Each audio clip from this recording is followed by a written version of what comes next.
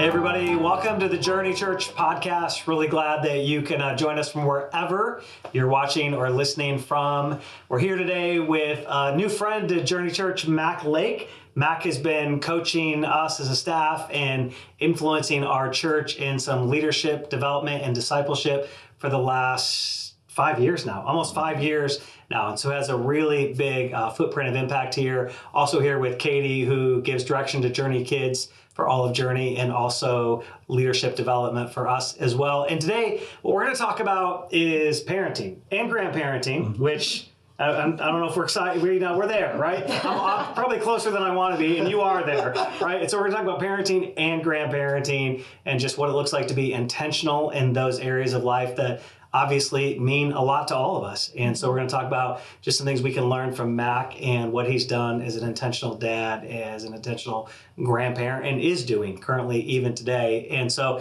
Mac, glad you're here. Thanks for being here. You might recognize Mac's last name, Lake. It's not the most uncommon name in the world, right? It's got some fairly common traction, but Mac is a dad to three, and one of them, yes, is Brandon Lake, who is a well-known worship leader all around the world, and you've probably used some of Mac's songs as part of your worship in whatever context you are in. And so that's just one little tidbit that gives us a little bit of like wow factor with Mac. we get to have some wow factor with Mac. So, but we're glad you're here and joined in, and we're just going to ask some questions. This is not a scripted conversation, one that we just want to have on a heart-to-heart, principle-to-principle, and learn and grab a hold of everything we can. So again, thanks for being a part of it.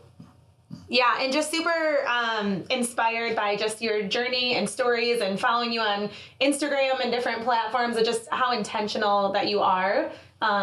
In maybe everything that I've seen and observed. Probably so. So I just wonder, as a parent, for people who are walking the parenting journey, like, has that always been the case when it comes to parenting? Like, have you always been an intentional parent? And like, when it comes to like you and Cindy, have you been on the same page, always on that? And what's that journey kind of been like? Yeah. I think part of it's just a bent of my personality. Mm-hmm.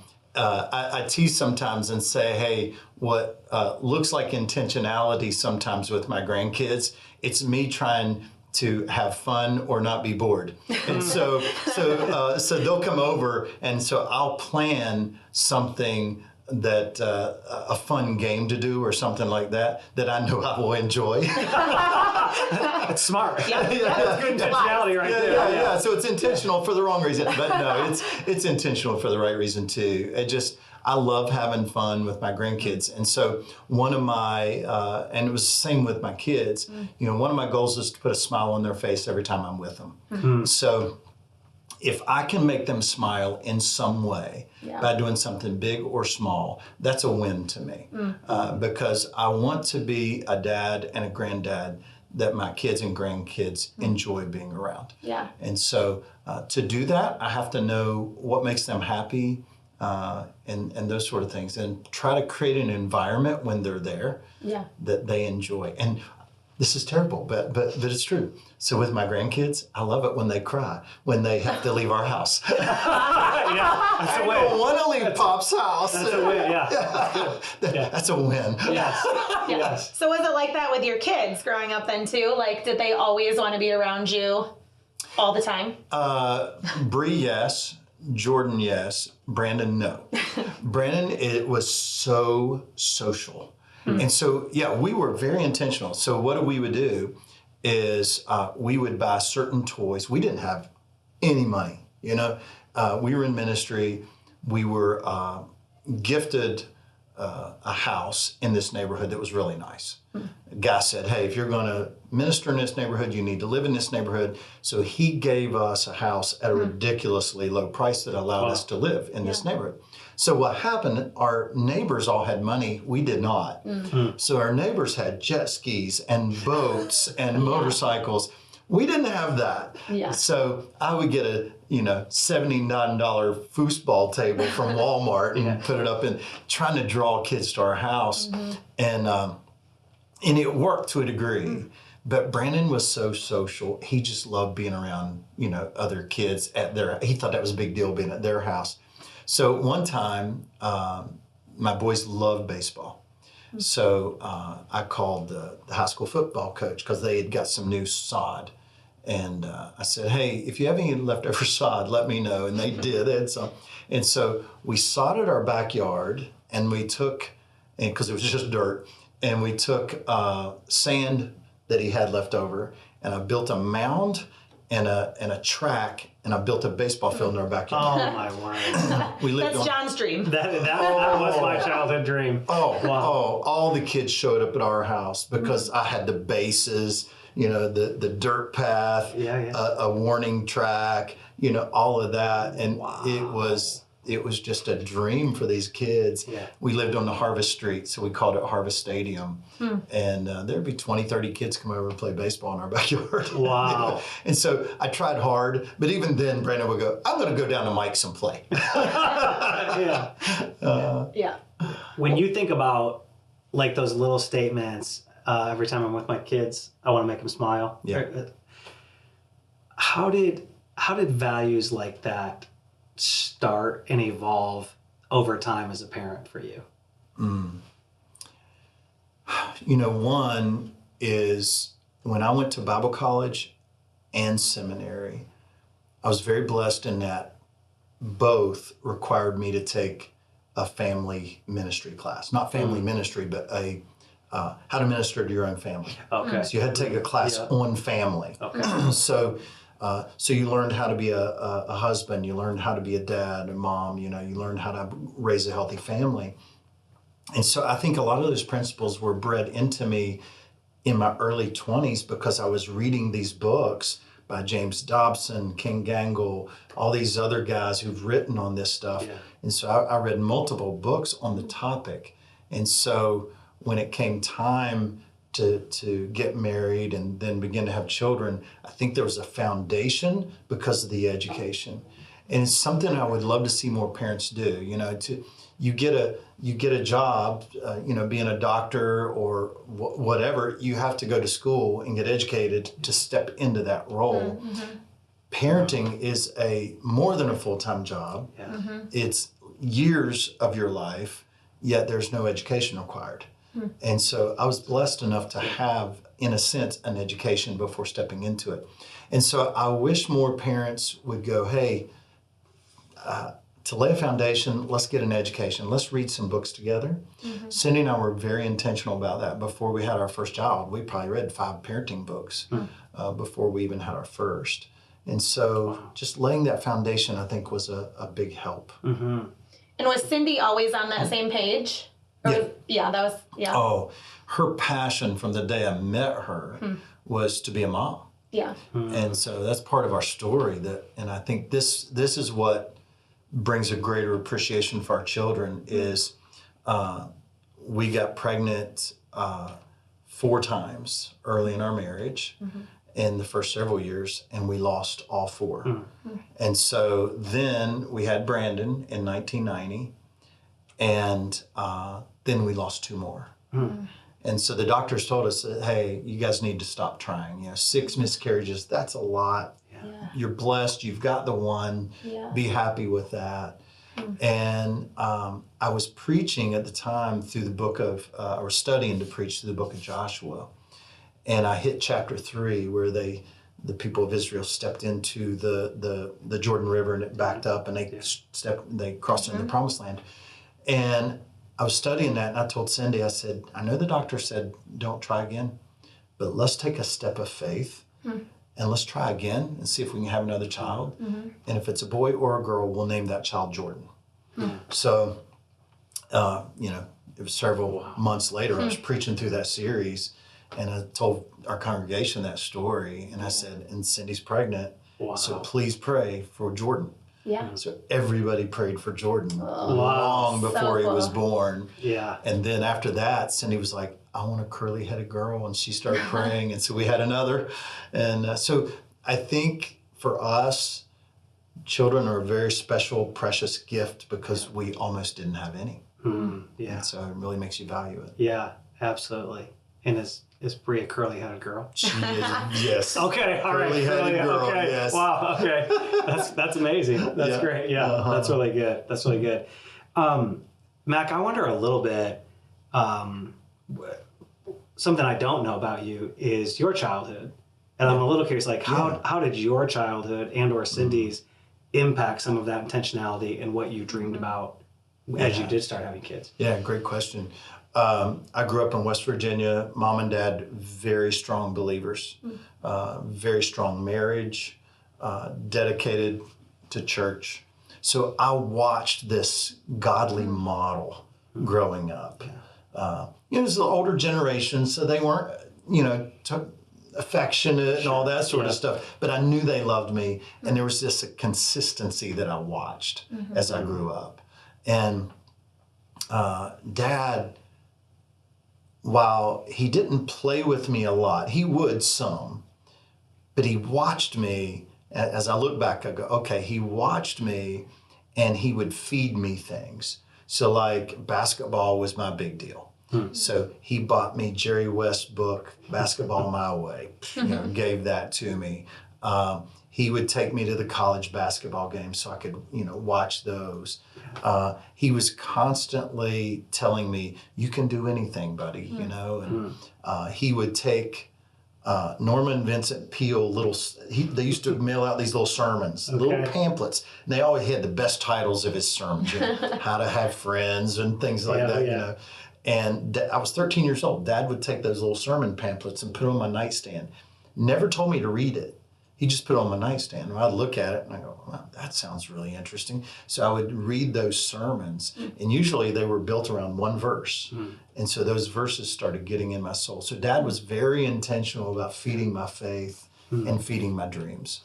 And so looking back, I saw that. And I wanted to do the same thing with my kids. And now I want to do the same thing with my grandkids. What are some of the ways growing up with your kids, maybe even through the different stages and ages, that you did kind of like feed that? Like, did you slip little sermons next to their nightstand too? Or? I didn't do that. What I did do is I said, okay, all three of them, I said, okay, I'll pay you $5 if you read this book. Okay. Yeah. And so I'd give them the book. I'd say, all right, check back with them a couple weeks later. Have you read the book? Nope. Have you read the book? Nope. A couple weeks later, have you read the book? Nope. I don't think they made a penny off of me. If my dad had done that with me, I wouldn't have to work. I'd be rich. That didn't work. That didn't work with them. But we were very intentional. Dinner time, I would say, is where we molded the faith of our children. Cindy was highly intentional and highly insistent every night. We don't eat in front of the TV, we eat at the dinner table, and we talk. And so we would just sit there and go, hey, what was the highlight of your day? What was the highlight of your day? And as they would share, and then sometimes hey, what was the highs and lows? And we would share that type of thing. What do my grandkids call it? Thorns and roses. So now we do that with the grandkids. All right, what was your thorn and what was your rose for today? Yeah. And so we share that. And what happened is it gave you opportunity to slip little life lessons and faith lessons into the conversation, which was seeding the context of their life. It's just, putting seeds of faith in the context of their life. We would do family devotions every once in a while, but they were terrible. I mean, they wouldn't pay attention, and they were, Jordan and Brandon would be wrestling, and I'd be trying to read, and it was boring. And I was like, so I gave up on that. But what I would do with them at times, I would take characters and play, little Bible stories with them, and because it was play, they loved it. Something I do with my grandkids now is I used to read them books. They won't let me read them books anymore. I have to make up stories. So they love my stories. And so, Blaze, Bo, and Banner were over the other night. I crawl in bed with all three of them, and I tell them a story about this basketball team that just cannot win. It's a basketball team made up of animals, and they just can't win. They're just the biggest group of losers, And their coach gives up on them. Their coach quits, and they find a new coach, and it's his name. They come to find out his name is Trick Shot Charlie. Trick Shot Charlie, he's a human. When he was a kid, he could do all these fancy trick shots. So he just looked at basketball differently. And so he would begin to meet with them, and they would begin to practice, and he would say, guys, you're not using your strengths. You know, giraffe, you're so tall. You know, monkey, you're so fast. Elephant, you're so big. And so, hey guys, we need to work together. And so they would begin to learn to work together. Well, then I tell the story of their first game, you know, and Trick Shot Charlie has taught them all these crazy plays where, you know, the monkey takes the ball and spins it with his tail and throws it and bounces off the elephant's belly up to the giraffe who slam dunks it, you know, things like that. Yeah. And, you know, and the animal's name, you know, is Blaze, Bow, and Banner. And so it works them into the story. Yeah. And then at the end of the story, just say, you know, you guys notice how they were always losing, but once they learned to work together, man, it just changed everything for them. Yeah. They used their strengths. And so, you know, when they stay over, I got to make up these You gotta make stories. them- yeah, right, yeah. You've already told us that one, Pops. Tell us a new one. Yeah, there was one. So take that one. You're off to a good, you got one story. Yeah, that's really good. I did one time. I took, I told the story and they loved it. This was with Bree's kids. They loved it. So I went to the Dollar Tree and I bought 4 stuffed animals that represented the animals in a story, totally different story. And so one night I FaceTimed them and I said, I want to tell you a story tonight, but we're going to do it from FaceTime. So get in your bed and I'll do that. So I started telling the story. Well, then I'd bring a stuffed animal up, you know, and each thing that happened, I'd bring the animal up in the screen. Yeah. And they loved it. And I recorded the whole thing and put it on my granddad YouTube channel. And so they can go back and watch it anytime they want. So that story's permanently on there. Yeah, Pops TV, right? Is that what it is? You Pops TV on YouTube? Yep. Okay. Pops TV, a Memory Maker production is what it's called. There it is, if you're looking for free grandparenting resources. Yeah, there you go. There it is. Yeah. One of the things I love about that is I feel like I get in conversations with lots of parents and they're trying to figure out how do I get down to like family devotions at the dinner table. Like they think faith has to be wrapped up into like this rigid, boring, Formal. Yeah. So, I just love that you have expanded that box and it's like, no, Jesus is with us in all of those. Yeah. Integrated into dinner time, integrated into playtime, and you just integrate it into what you're already doing. I just, for us, making it a part of a programmed routine just didn't work. Yeah. I'm always amazed. I think because there's some biblical truth to it. Every generation, right? The study is families who have dinner together, things just go better. Yeah. Things just go better. Yeah. But talk just a little bit about maybe it was the teenage years. But sometimes dinner's great, and sometimes dinner's not great. And how to navigate that, how to stay persistent. Yeah. When it feels a little bit like, are we accomplishing anything? Yeah. Yeah. Yeah, I think in that stage, in the teenage stage, we have to recognize what's going on inside them. I remember when Bree was 13, I sat down with her and I said, hey, because she was struggling with some depression and stuff like that. I said, hey, I want you to understand why you feel the way you do, okay? You're not crazy. You're not different. Your body's changing. And so your body's going through some things. So you're going to feel emotions that you haven't felt in the past. And to help explain that to her so she could understand herself. But I think it's important that we look and we understand them. So they're sitting around the dinner table as teenagers. They're not as talkative all the time. And that's okay. Don't judge them for it. I think what happens is we judge them for it. We take it personal. Yeah. Oh, they don't like me. And so now we're mad at them because they're not talking, when the truth is they are going through some hormonal changes and they're also beginning to distance themselves from us. When Brandon was 13, I said, son, I want to give you an illustration. I said, so far in your life, it's like you're learning to ride a bike, okay? And in the early years, you were on a trike. All right, and I'm running along beside you, but now you're on a bike with training wheels, and you're 13, and I'm taking the training wheels off, but what I want you to know is I'm still with you, okay? You've been real safe in life so far, steady, stable, mom and dad right there. So, but training wheels are coming off, and I'm still running beside you, and I'm holding the back of the bike.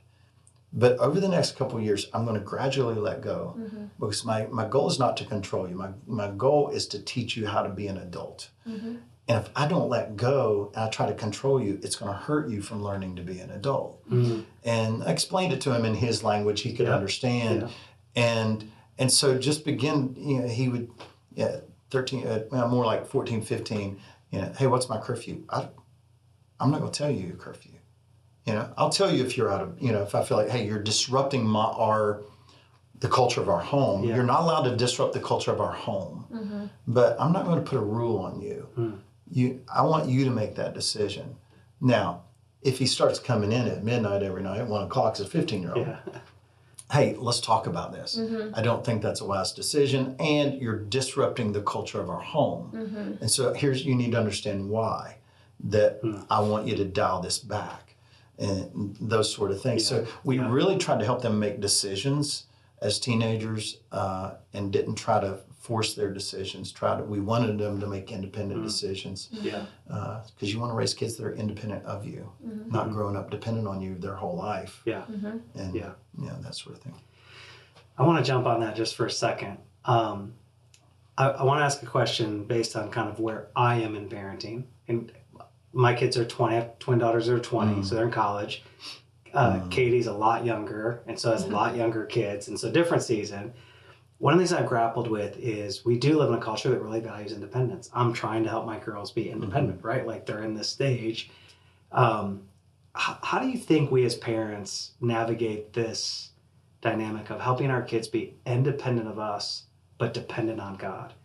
So we don't accidentally teach complete independence, which gets them independent of God as well. How do you think does that make sense? Yeah, it does. How do you think we navigate that a little bit? Yeah, it does. I think I know you guys did this well, but it starts with the foundation that you build from birth to 13, and then, then they have their teenage years where their faith is going to be a little more tested. And then their early adult years, understanding their faith, depending on where they're at, each individual's different, but man, their faith can be, all three of ours, very different in those early years. And so I think being available at that point, you're more friend and coach than anything. And so being available to coach and say, and not tell them what to do. A coach says, okay, hey, you're struggling. Why are you struggling? What's going on in your life? You seem sad. What are you trying to do about it? And just ask a lot of questions, listen, and then coach if they need it. The hard thing is, and all three of ours are at this point now. Our youngest is 28. We give no advice unless they ask for it. And I think a lot of parents at that stage, they're like, oh, you're going to do what? No, you shouldn't do that. No. Oh, are you sure? Like my son's buying his first house. My middle son's buying his first house. And is it the house I'd buy? No, but I'm not going to tell him, if he asks my advice, I'll tell him. But it's really not my business. He's a grown adult. And so that's the thing. I don't want to meddle, because then I go meddling and go, hey, I don't know about that house. And he decides, oh, okay, I'm going to take Dad's advice, and my advice ends up being wrong. That's really good. And so, he was telling me, I think he changed his mind on something, but he was telling me one thing, and I was like, oh, wow, okay. I don't know that I would do that, but I got to keep my mouth shut. He didn't ask me. And he came back a couple of days later and said, yeah, I'm not going to do that. I said, oh, wow. Why? And he told me, I was like, that sounds wise. And your heart beats a little better again. It's like, okay. They got to make mistakes in order to grow and learn. And that's the thing, if you don't let them make mistakes and learn from their mistakes, you might be guarding them in one way, but you're hurting their confidence in the long run. And I want to build their confidence, and it takes failure to build confidence. It's really good. It's really good. Yeah, maybe, unless John has something else, maybe one of the last things that you can kind of talk us around is you've devoted a lot of your life to like leadership development. So in your own family with your kids, 3 kids, probably 3 very different personalities, how have you noticed potential in them and called that out in them, even amongst the different personalities and callings that God has for them? We looked at what their passion was, and then we just try to fuel it. So like with Brandon, I taught him G, C, and D on guitar when he was 13. 6 months later, I approached him and I said, "Hey, will you teach me to play guitar?" Okay. He was that good. Yeah. He gave me a 15-minute lesson. He looked at me and went, "Dad, you're hopeless." You were done. Yeah. Jordan, artist. We saw it all over him. Artist, artist, artist. So like, and you know, again, wasn't my favorite, but graffiti. He loved graffiti art. Bree came home when he was, I think he was 15. She came home, she was 13. She said, "Hey Dad, on the way home, I came home through this different path and I saw Jordan tagged the big tag, the rec center had one of those big container unit things, and he tagged it. And so we found out, we went over there. And so we took him to Lowe's with his money. We made him buy paint. Cindy and I set up a lawn chair, and he while we watched him paint it. That's great. Yeah. He painted for about 2 hours, and then or maybe an hour, and we jumped up, grabbed paintbrushes, and we helped him with it. Yeah. And So that disrupted the family culture where you had to get in. Yes. That would be a good example that you didn't just let him go with that one. yes, Yeah. yes, good example. Yeah, but I forgot the question you asked me because Just leadership development in each of your kids. What Yeah. we saw in them, and so with him it was the art, and with Bree we saw she wants to be a mom. I mean, it's all just like Cindy, and so all three of them just following their dreams and their passion, and so we would just try to take what money we could to pay towards that, or give them experiences, opportunities, introduce them to key people that could feed whatever it is where they were showing passion and interest. And now doing the same thing with our grandkids. I met David Nurse. David used to be a shooting coach in the NBA. And so he and I have become friends. And so I was shooting ball with Blaze and Bo one day. And I said, "Hey, take several shots." And I took my phone and I filmed them because they both love basketball. And I filmed them shooting. Texted it over to David. Yeah. David took those videos, marked them up, talked over top of it, gave comments, and gave them 5 or 6 things to do, and then sent training videos for them to watch to get better Wow. at that. Yeah. And so, So cool. you know, will they become pro basketball players? Probably not. But will they remember that Pops invested Yeah. in the thing they love? Absolutely. They'll never forget that. Yeah. One thing I'd love to just hear, because I think this is a fascinating thing you've done. As somebody who's so wired to help people develop as leaders, one of the things you've kept doing is learning. You know, you've just apparently stayed this ferocious learner, including learning how to draw. Like, just tell us a little bit of that story and the motive behind that. Yeah. So every year I pick something that I want to learn that's brand new, or something that maybe I already do, but I want to get better at it. So like one year it was boxing, which I'd never done. So I learned to box one year. And so, a few years ago, I was like, okay, I'm going to learn to cartoon because I want to draw cartoons to put a smile on my grandkids' faces. And so I'm not an artist by any means at all. And so I signed up for art lessons, cartooning lessons. I bought Christopher Hart has like 5 books on cartooning. I bought all of those. I bought sketch pads. I bought the pens. I bought everything, pencils, everything. Every day I would practice for an hour. And so I started drawing these cartoons, and I got better and better and better, and I got where I was decent. And so I would draw funny little things, a kid standing on the beach with a seagull flying over his head, but bird poop dropping down all over his face, And so I'd draw that, and I thought, oh, that's funny. And when they would grandkids would come over, I'd show it to them. They'd laugh. Oh, they would laugh. And so it just brought me so much joy. Yeah. And so for one solid year, I cartooned. And then I realized to go to the next level was going to require multiple hours of practice, and I didn't have the time for that. So I walked away from that one, but it was fun for that year. So you're connecting this, like, I want to learn something new, and I've got these values I'm trying to engage in. So I'm learning how to do this, help my grandkids smile. Yeah. That's really cool. Yeah, it's really, really good. I got one last question.